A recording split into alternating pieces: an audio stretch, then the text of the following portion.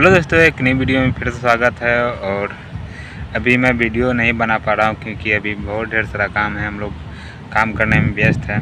हम आप लोगों को दिखा भी नहीं पा रहे हैं कि कौन सा काम कर रहे हैं। मतलब 12-1 बजे तक काम ही हो रहा है अभी, तो इसलिए वीडियो नहीं बना पा रहा हूँ। और बहुत जल्दी आप लोगों के लिए मैं बहुत अच्छा वीडियो में बनाऊँगा। फिलहाल अभी हमें सपोर्ट की ज़रूरत है, तो आप लोग सब्सक्राइब करके बेल आइकन के घंटी की दबा दीजिएगा।